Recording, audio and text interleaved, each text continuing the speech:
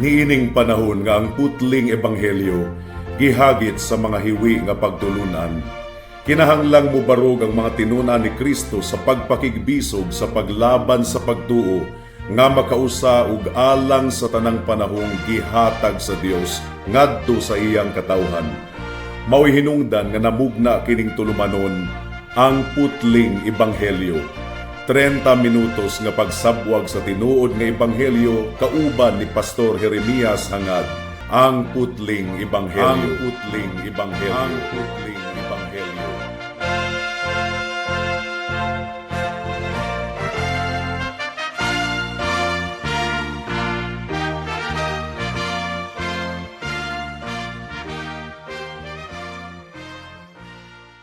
Special greetings sa tanang mga regular nga tigpaminawan sa atong panagsibya dinhi sa kahanginan ug espesyal usab nga pagpanimbaya sa akong 97 years old nga lolo nga si Lolo Isabelo Lauri Sr. ug sa akong 75 years old nga nanay nga si Nanay Kunsing nga naminaw karon. Alang sa pagpamalandong sa pulong sa Ginoo niining taknaa, please turn with me to Romans chapter 8 verse 31. Ang giingon dinhi mga kaigsuonan. Nan, unsa man ang atong masulti niining mga butanga, kung dapig kanato ang Dios, kinsang makahimo sa pagpakigbato kanato. May the Lord bless the proclamation of His word at this moment. Ang logic sa atong teksto mga kaigsuonan, kung seryoso gayud nato kining i-apply sa atong kinabuhi, maghatag kanato kini og confidence. Maghatag kanato kini og kasiguraduhan isip mga katawhan sa Dios. Kini nga bersikulo nagkahulugan dili lamang ang kamatuoran nga ang Ginoo aduna gayoy kasing-kasing sa iyang mga katawhan sa tanan nga mga magtutuo, kundili ang Ginoo usab dapig kanato sa tanan nga gibuhat sa Ginoo. Ang iyang kasing-kasing ug hunahuna dapig sa tanan niyang mga katawhan. Basin ug sa pamati nimo, dunay mga higayon nga ikaw pildido sa imong pamati, pero kini nga encouraging nga kamatuoran nga gibungat ni Pablo mga kaigsuonan is that ang pagkadautan dili gayod magmalampuson batok sa tanang mga magtutuo. Ang mga magtutuo makasinati gayod og kadaugan diha kang Kristo, nganuman gumikan kay ang Dios dapig kanato, ang Dios alang kanato. So tataw kaayo gikan niini nga teksto sa Romans chapter 8 verse 31 nga gisulat kini aron matangtang ang atong kahadlok. Kung ang Dios alang kanato ug dapig kanato, kinsa man ang makasukol kanato, kinsa man ang makahimo sa pagpakigbatok kanato.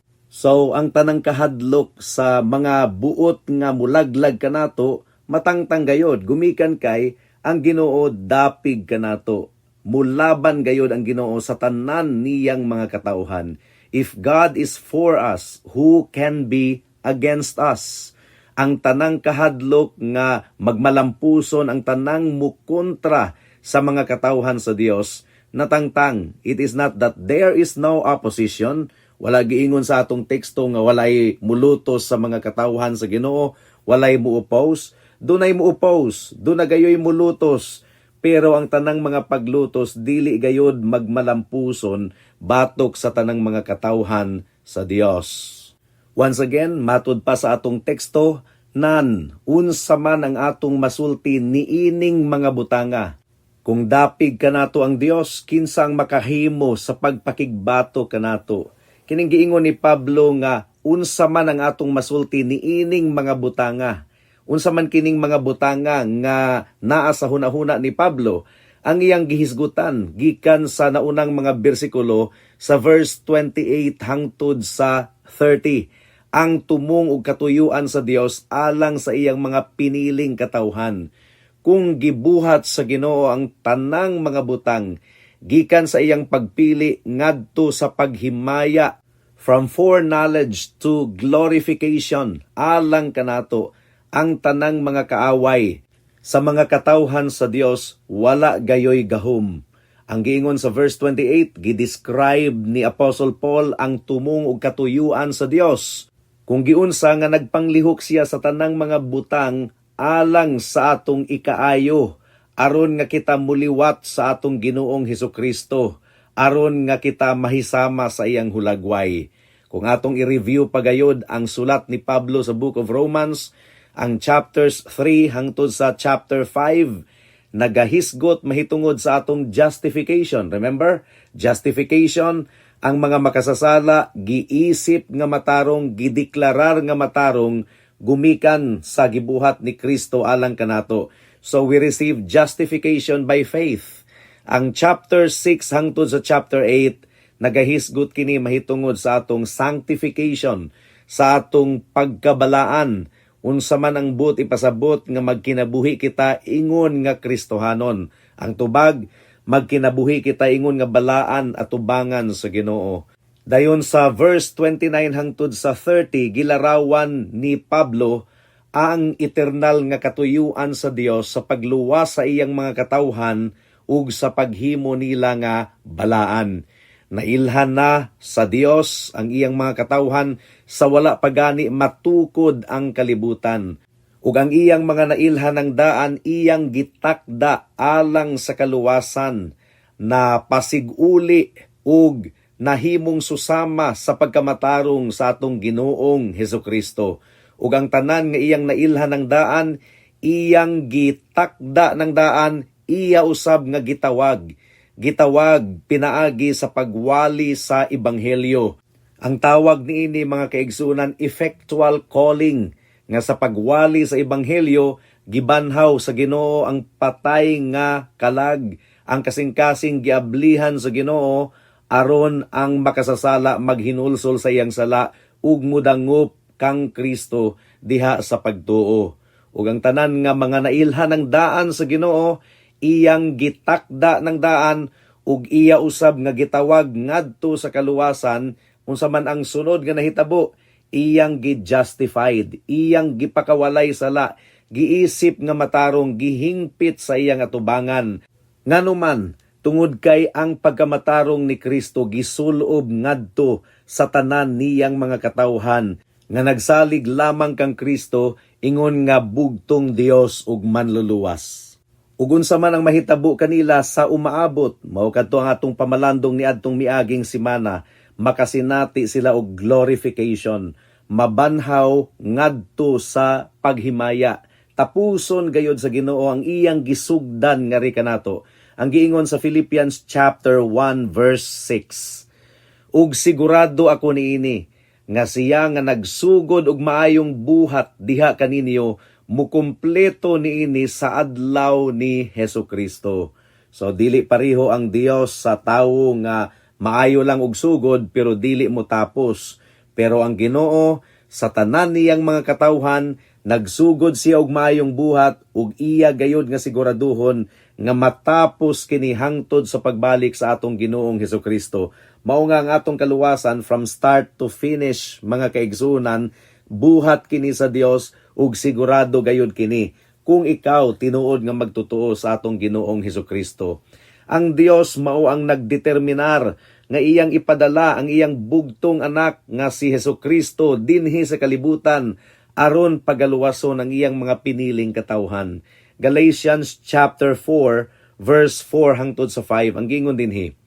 Apan sa dihang miabot na ang hingpit nga takna, gipadala sa Dios ang iyang anak nga gipanganak sa usa ka babayi, gipakatawo ilalom sa balaod, aron tubuson sila nga nahailalom sa balaod, aron nga makadawat kita sa pagsagop ingon nga mga anak.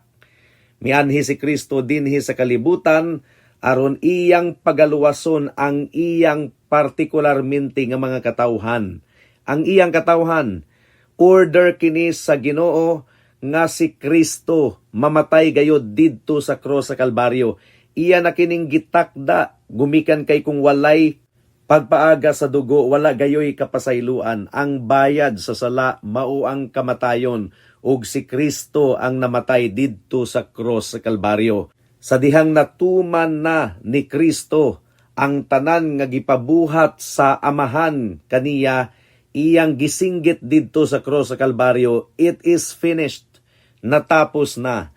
Ang but ipasabot mga kaigsunan, kumplituhon gayud sa Ginoo ang iyang redemptive purpose aron luwason ang iyang mga katawhan. Mao nga ang ebanghelyo nga atong gimantala, gamhanan kaayo nga ebanghelyo. This is God's glorious work. Iyang gihatag ang iyang kasing-kasing alang sa iyang piniling mga katawhan, ug iya gayod nga gilaraw nga luwason sila ug pagahimuon sila nga iyang kaugalingong mga anak. Nagsaad ang Ginoo ug dako kayong kabtangan ug kabilin alang sa iyang mga katawhan.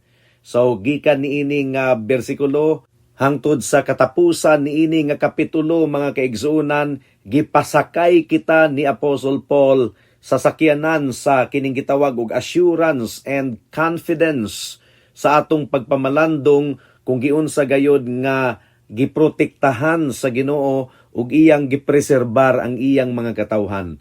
Sa atong pagpamalandong karon sa verse 31, atong nakaplagan ang introduction niining nga dako kaayo nga seksyon sa Biblia. Gipaila-ila ni Pablo ang Dios kanato ingon nga protector and provider alang sa iyang mga katawhan. Siyang nagbantay kanato ug siya ang nagtagbo sa tanan natong mga gikinahanglan. Ang giingon sa Romans 8:31 once again, nan unsa man ang atong masulti niining mga butanga, kung dapig kanato ang Dios, kinsa ang makahimo sa pagpakigbato kanato. Gisugdan ni Pablo kini nga section pinaagi sa pagpangutana, what shall we then say to these things? Unsa man ang atong masulti niining mga butanga, unsa man ang atong conclusion nga atong mamugna? Kung ang Dios adunay tumong ug katuyuan, ug kung gibuhat sa Ginoo, gibungat niya ang tanan niyang mga saad, kung ang tanang mga butang tinuod gayod nga gilaraw sa Ginoo alang sa atong ikaayo, magmalampuson ba siya? Iya ba kini nga kumplituhon? Iya ba kini nga tapuson? Ang tubag dakong oo. Tinuod gayod daghan ang buot makigbatok sa mga katawhan sa Dios, pero magmalampuson ba sila? Ang tubag dili gayod. Ang Dios gayod ang magmadaugon, mga kaigsuunan. Gumikan kay hari siya sa kahitasan. Ang giingon sa Psalm chapter 18 verse 2 hangtod sa verse 3, ang Dios ang akong bato ug akong kuta ug akong manluluwas. Akong Dios, akong bato nga kaniya nagpasilong ako. Akong taming ug ang sungay sa akong kaluwasan. Akong lig-on nga patukuranan. Nagtawag ako sa Ginoo nga takos nga pagadaygon, ug naluwas ako gikan sa akong mga kaaway. So sa nahabilin nga takna pa sa atong pamalandong, adunay duha ka butang nga atong pamalandungan, mga kaigsuunan. Ang una mao ang positive side. Who can be against us? Kinsa man ang makahimo sa pagpakigbato kanato? Ang ikaduha mao ang negative side. Who can be for us? Kinsa man ang mudapig kanato, hinaot nga tabangan kita sa balaang espiritu sa atong pagpadayon sa atong pamalandong niining takna. Mudangat na kita sa unang punto, the positive side. Who can be against us? Kinsa man ang makahimo sa pagpakigbato kanato? Kung ang Dios dapig kanato, kinsa ang makakontra kanato? Ang tawag niini, mga kaigsunan, rhetorical question nga obvious gayud kaayo ang tubag. Ang tubag, wala. Wala gayoy makahimo sa pagpakigbato kanato. Wala giingon ni Apostol Pablo nga wala tay mga kaaway. Of course, daghang mga kaaway ang mga katawhan sa Dios. Daghan ang buot nga mulaglag kanila. Pero ang giingon ni Pablo, kinsa man ang makahimo sa pagpakigbatok? Wala.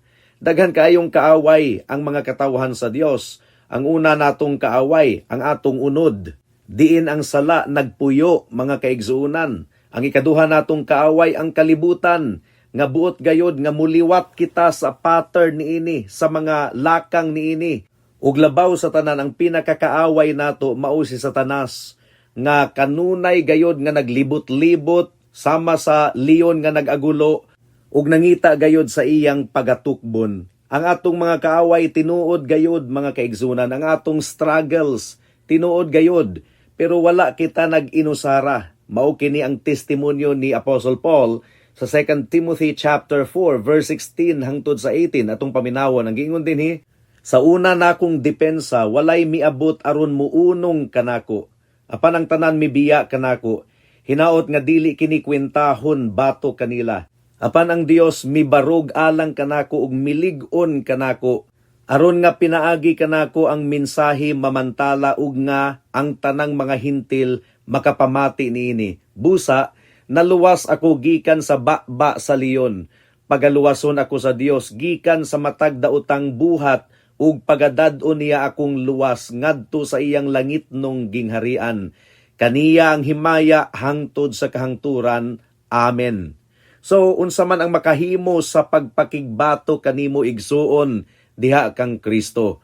Naay lista si Pablo sa mga buot nga makigbatok sa mga katawhan sa Dios. Romans chapter 8 verse 35. Pag-antos o pagkahugno o paglutos o kagutom o pagkahubo o pagkalaglag o espada, kining tanan makahimo ba sa pagpakigbatok sa mga katawhan sa Ginoo? Dili gayod. Si Satanas mga kaigsuunan daghan kaayo og mga hinagiban batok sa mga katawhan sa Dios. O kasagara nagapanglihok siya pinaagi sa mga makasasalang katawhan nga mubarog batok sa mga katawhan sa Dios. Apan wala gayoy magmalampuson batok sa mga katawhan sa Dios. Ephesians chapter 6 verse 12 atong paminawon. Tungod kay wala kita nakigbugno batok sa unod ug dugo, kundili batok sa mga namumuno, batok sa mga awtoridad, batok sa mga gahom sa kawanangan niining kamulong nga kangitngit, batok sa mga espirituhanong puwersa diha sa langitnong mga dapit.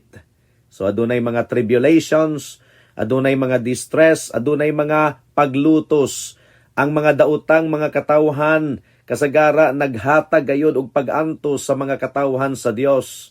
Adunay mga lugar dinhi sa kalibutan nga ang mga Christians ginalutos gayud kaayo.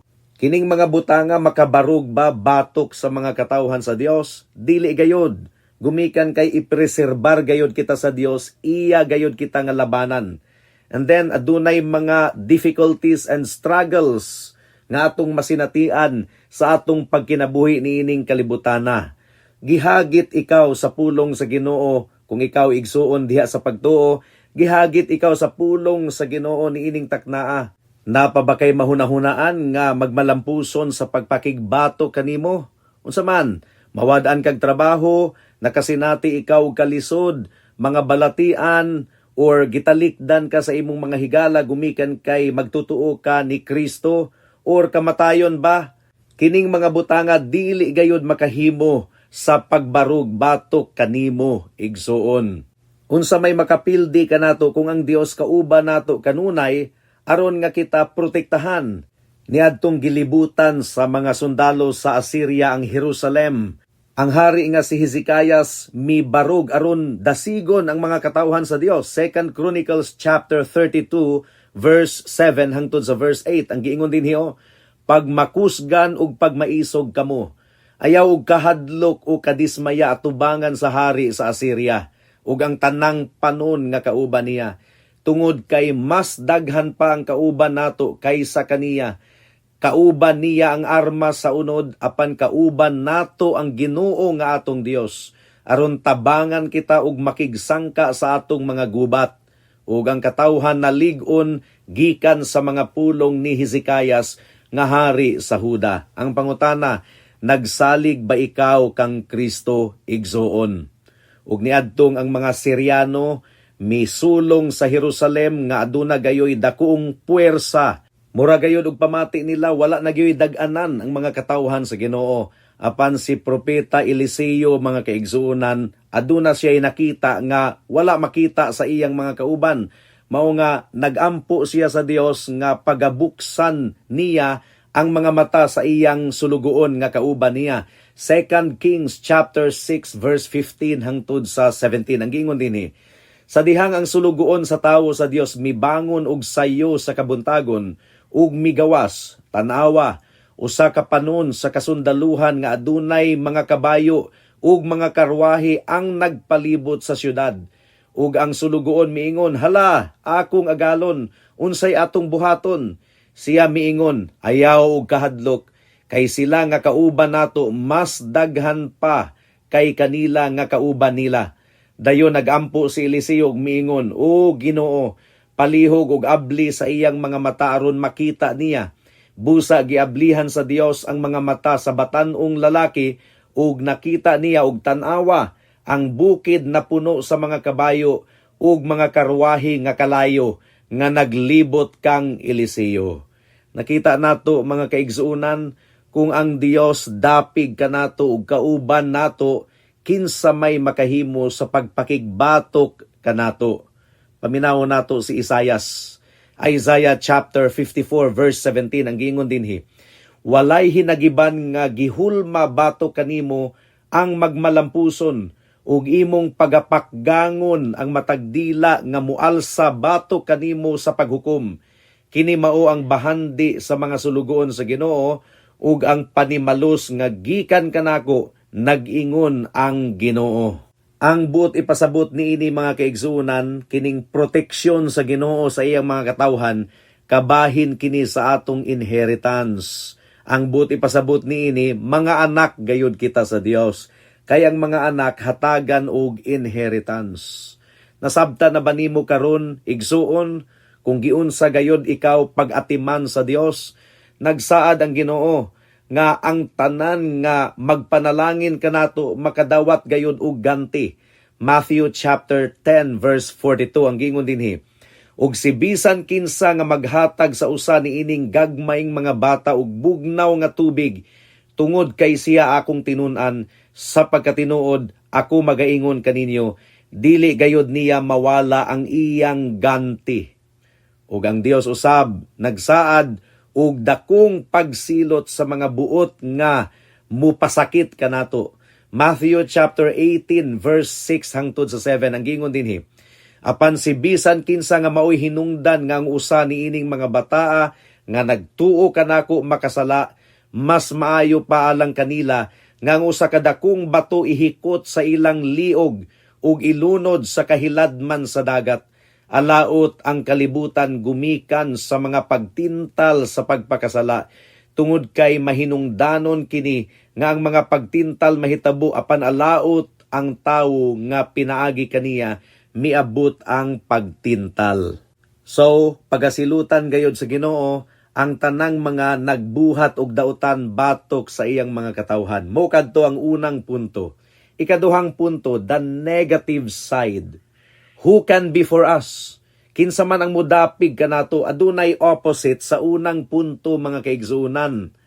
If God be against you, kung ang Dios batok kanimo, gumikan kay dili ikaw iya sa iyang panon. If God be against you, who can be for you? Kung batok kanimo ang Dios, kinsa man ang mudapig kanimo? Kung ikaw kaaway sa Dios, kinsa man ang mulaban nimo? Ang panalangin nga imong gituuhan, nga imong nabatunan, tunglo ka na alang kanimo.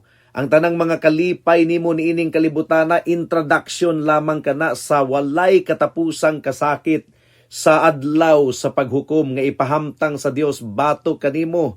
Whether nakasinati ikaw og kasakit, or kahayahay niining kalibutana, as long as ang Dios batok kanimo, dili gayod tinuod nga ikaw magmauswagon og magmalampuson. Sila nga walay Ginoo sa ilang kinabuhi, ang Dios batok kanila. Ug adunay duha lamang ka mga posibilidad niining kalibutana. Gumikan sa sala ang tanang mga katawhan na himong mga kaaway sa Dios. James chapter 4 verse 4 ang giingon dinhi, kamo nga mananapaw nga mga katawhan, wala ba kamo masayod nga ang pagpakighigala sa kalibutan pagpakig-away sa Dios? Busa si bisan kinsa nga nagtinguha nga mahimong higala sa kalibutan, naghimo sa iyang kaugalingon nga kaaway sa Dios. Psalm chapter 5 verse 5, ang mapasigarbuhon dili makabarog sa imong atubangan, gidumtan mo ang mga nagbuhat og dautan. Psalm chapter 7 verse 11, ang Dios matarong nga maghuhukom, ug usa ka Dios nga nakabati og kasuko sa matag adlaw. Romans chapter 1 verse 18. Kay ang tunglo sa Dios gipadayag gikan sa langit batok sa tanang pagkawalay Dios ug pagkadautan sa mga tawo nga pinaagi sa ilang pagkadili matarong ilang gipugngan ang kamatuoran. Kini nga mga bersikulo nga atong gibasa nagpakita gayod nga kung ikaw wala diha kang Kristo, kung ikaw dili iya sa Dios, kaaway ikaw sa Dios ug mubuhat gayod ang Dios sa iyang pagpanimalos batok kanimo. Makalilisang gayud kaayo higala kung ang Dios dili dapig kanimo, kung wala ikaw nahisakop sa mga katawhan sa Dios. If God is not for you, then He is against you. Alang sa usa ka Kristohanon, ang Dios nagpanglihok sa tanang mga butang alang sa imong ikaayo, igsuon. Mao kini ang giingon sa verse 28. Ang dili magtotoo, wala gayoy malauman gikan sa Dios. Nag-imagine ra ba ang mga unbelievers nga ang panalangin nga ilang nasinatian ni ining kalibutan na ang maayong trabaho, maayong kahimtang sa kinabuhi. Nag-imagine sila nga nahimuot ang Dios kanila, pero mga kaigsunan, common grace kini. Maayo kaayo ang Ginoo, naghatag siya og common grace sa tanang mga katawhan. Mao nga nakasinati kita og mga nindot nga butang ni ining kalibutana, but that is not a proof of God's favor. Bisan pa og hayahay ang imong kahimtang niining kalibutana, nahailalom gihapon ikaw sa tunglo ug kapungot sa Dios ug iya kining ibubo bato kanimo gumikan kay ikaw nagkinabuhi sa sala ug wala ikaw naghinulsol ug wala ikaw nakabato ni Kristo ingon nga imong bugtong Dios ug manluluwas. Romans chapter 2 verse 5 hangtod sa verse 6. Ang giingon dinhi, apan tungod sa inyong gahi ug dili mahinulsulon nga kasing-kasing, nagtigom kamo og tunglo alang sa inyong kaugalingon sa adlaw sa tunglo, kung kanus-a ang matarong nga paghukom sa Dios ipadayag. Iyang hukman ang matag usa sumala sa ilang mga buhat. So kung ang Dios bato kanimo, kinsa man ang mulaban kanimo?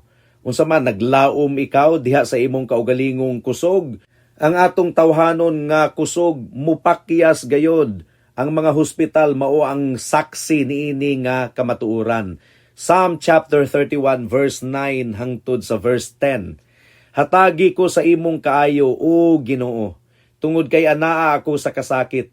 Nahanap ang akong mata gumikan sa kasubo, ang akong kalag ug ang akong lawas man usab, tungod kay ang akong kinabuhi nagamit nga adunay kasubo, ug ang akong mga katuigan nga adunay pagpanghupaw. Napakyas ang akong kusog gumikan sa akong sala, ug ang akong mga bukog nahago kaayo. Ang giingon ko kaganina, ang hospital saksi niining tanan. Gumikan kay bisag unsa ka dato sa pasyente mamatay gayud gihapon kung kuhaon na siya sa Dios. Unsa man magpalaban ka sa imong good works, sa imong maayong buhat aron ikaw maluwas, ang imong maayong buhat hugaw nga panapton lamang atubangan sa Dios. Sa adlaw sa paghukom, daghan ang buot mutago sa mga langob ug sa mga kabatuhan, kay nahadlok sila nga makit-an ni Kristo nga naglingkod sa iyang trono, pero wala gayod sila'y madangpan, mga kaigsunan. Hinaot nga dili ikaw usa niini nga nahasulat sa Revelation 6:15-17 ang giingon dinhi, dayon ang mga hari sa kalibutan ug ang mga bantugan ug ang mga generalis ug ang mga dato ug gamhanan ug ang matag-usa, ulipon ug gawasnon, mitago sa ilang kaugalingon sulod sa mga langob ug taliwala sa mga bato sa mga bukid, nga nagsangpit sa mga bukid ug mga bato, bundak nga ri kanamo ug itago kami gikan sa dagway niya nga naglingkod sa trono ug gikan sa tunglo sa nati nga karnero, tungod kay ang dakong adlaw sa iyang tunglo miabot na ug kinsa ang makasugakod. Higala kung wala pa ikaw diha kang Kristo, kinsa ang makasugakod batok kang Kristo? Dili gayon ikaw makasugakod. Walay kaaway ni Kristo nga makasugakod batok kaniya. Pag hinulsol sa imong sala higala, dangup kang Kristo, sangpit kaniya alang sa kapasayloan ug kaluwasan. Saligi ang iyang pagkamatarong nga iyang isulob kanimo kung ikaw mudangup kaniya ug maghinulsol sa imong sala ug mutuo kaniya. Ug saligi ang iyang dugo nga giula didto sa krus sa Kalbaryo aron ang tanan nimong mga sala mapapas atubangan sa Ginoo. Wala kanimo ang paglaom, wala kay mabuhat aron ikaw maluwas. Dangop kang Kristo, anaa lamang gayud kang Kristo ang kaluwasan. Pinaagi kang Kristo, mapasiguli ikaw sa Dios. Ikaw nga kaaway sa Dios, mapasiguli, pinaagi kang Kristo. Gumikan kay si Kristo mao ang dalan, ang kamatuuran ug ang kinabuhi, ug walay makaadto sa amahan kundili pinaagi lamang kang Kristo. Dangop kang Kristo karon na dayon, kay basin ug ugma ulahi na ang tanan. Amen. Alang sa dugang nga mga pangutana, mahimong mo text kang Pastor Jeremias hangad sa 0935-744-3030.